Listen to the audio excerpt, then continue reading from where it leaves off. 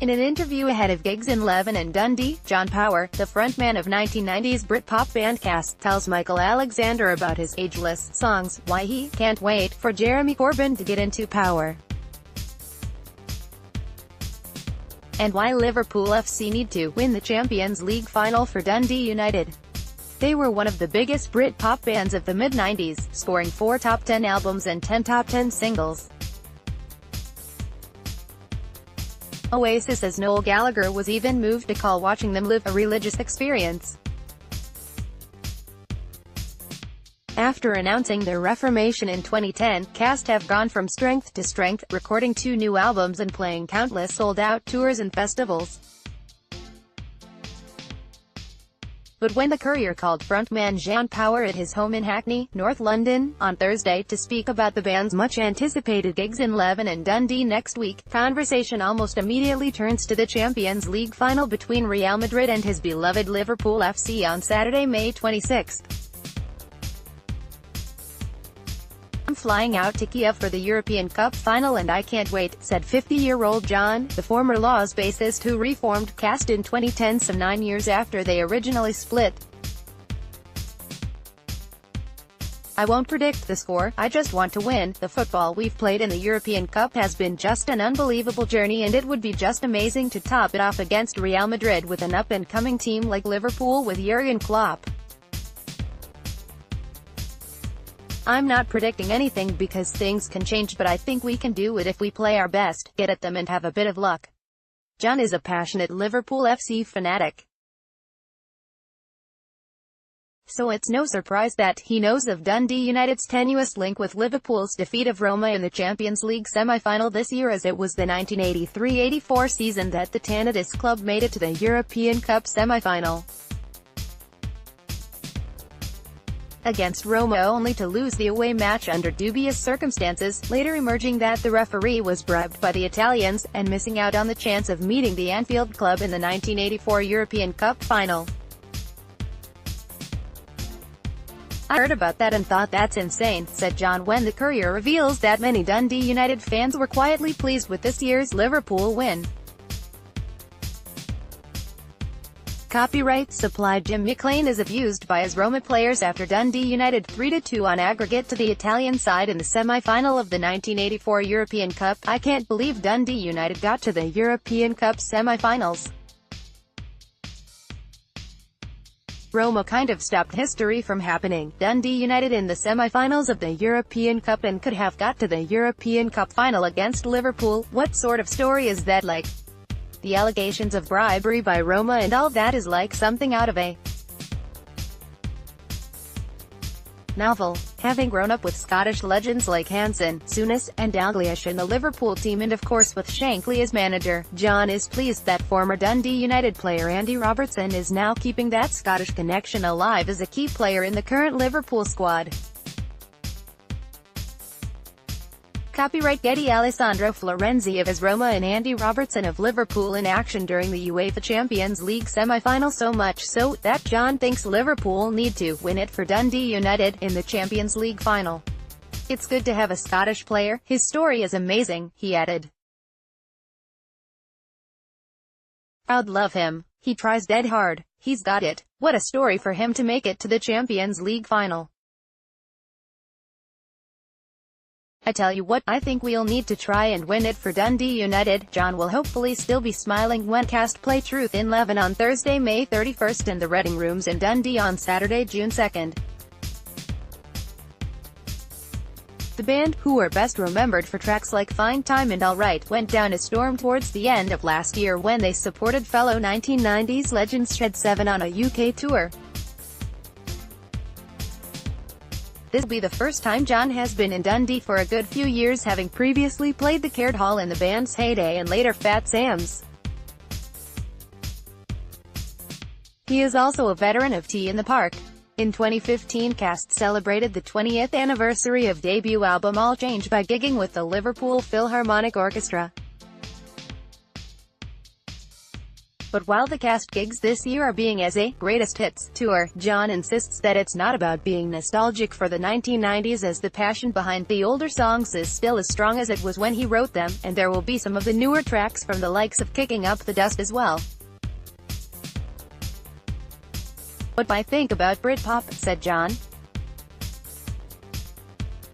"Because there's 20 years between now and then, I think people look back on a time when there was a lot of eclectic, very good bands. I was 17, 18, 19, 20 a bit earlier, and I look back at The Who and The Clash and that era of music, in a way that younger people probably look back as the Britpop era now and say, that was a really exciting guitar-based time of British music. So what do I think about it? Like any period of life, you are living in the moment. Sometimes when I'm singing those songs, time goes shorter, it seems like yesterday. Obviously, looking back on things, I've changed a lot whilst keeping a big part of me the same. The things I was singing about, the energy I had in those days was more naive, probably younger and more urgent. I'm not so urgent anymore.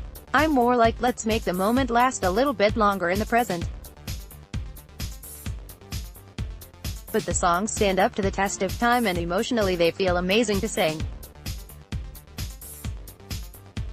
I'm singing better than I ever sung, and I'm playing better than I ever did in the band Play Better.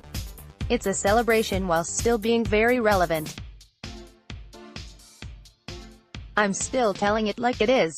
John describes the mindset of his songs as ageless, so he doesn't have to transport his mind back to the 1990s era when performing. But he admittedly gets deep and philosophical when he talks about how the songs speak from the heart, and he believes that's what makes songs great, if they hit home no matter who is singing them or who is listening. "Those emotions, they don't really change their tune," he said. "You don't forget your dreams ever. You don't forget the way you feel deep inside. You might hide from it, but deep down in your heart of hearts you know what it is you feel. Life doesn't stop just because you change your tune or move out of one era of your life. These things never change. From the day that we recognize it to the day that we die, we'll be holding those dreams and holding those values aloft, whatever they are."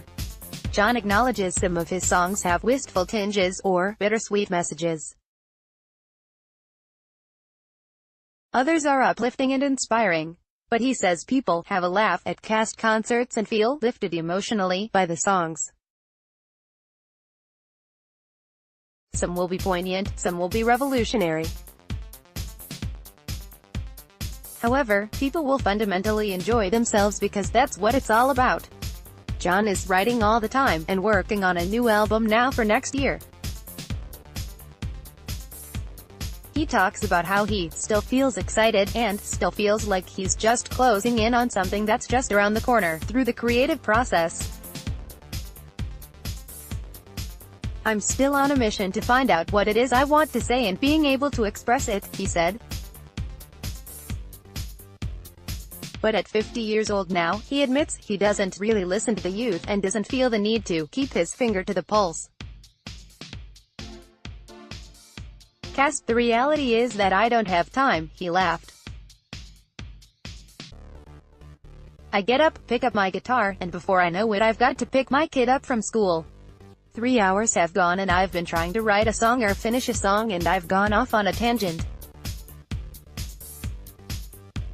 Every time I try to finish one I end up writing a bloody new one. So I've got all these unfinished songs.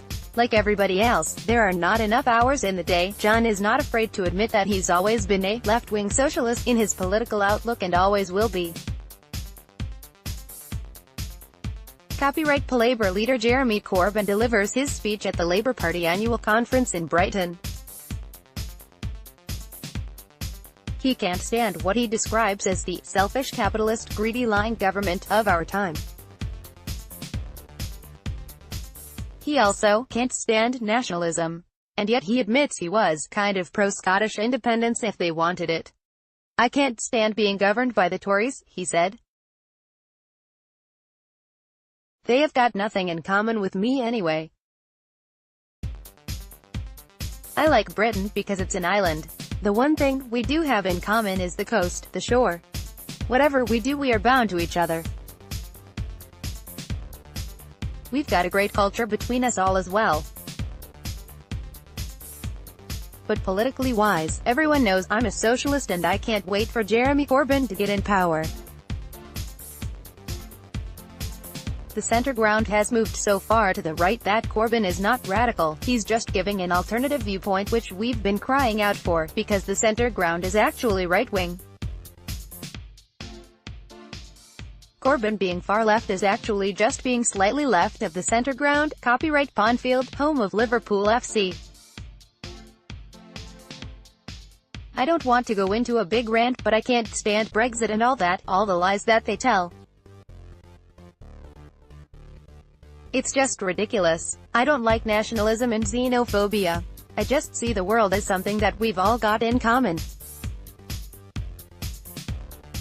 Not little countries with principalities going back 150 years. There's no doubt that John is a man of the world. But even away from the football, he's also a proud Liverpudlian who's still influenced by his Mersey roots. Copyrights applied. A rare black and white photograph of the Beatles taken by J. Thorburn Young, circa October, 1964, signed on the front in black ballpoint pen by John Lennon, Paul McCartney, George Harrison and Ringo Starr. It was signed during their stay at St. Fillan's. You've got to understand when your environment shapes a lot of how you view the world, he said. As a child, Liverpool was a massively important place because it was the most important place on the planet. It's where I grew up. I'm sure other people would have the same to say about where they grew up. When I was little, the wit, the humor, the musicality, the history of the music, the docks, the fact that things came through it. Not just the tides but people, cultures. The history blows through the streets in songs and imagination. We were all in the Beatles when we were picking up guitars and stuff like that. Shankly was talking to us all and John Lennon went to my school. Liverpool was massive to me and still is as a city. But the older and more wider viewpoint I have of life, you broaden your horizons in the way you think and you realize that we have a lot in common all over the place. People have a lot in common if they'll only allow themselves to see that. What I'm saying is it's good to be proud of somewhere whilst not demeaning other areas. Quote, Liverpool wrote its own fairy tale, it doesn't need me to go on about it. I'm not a historian, I just grew up there. Asterisk cast play Truth, Leven, on May 31st and Dundee Reading Rooms on June 2nd. www.castband.co.uk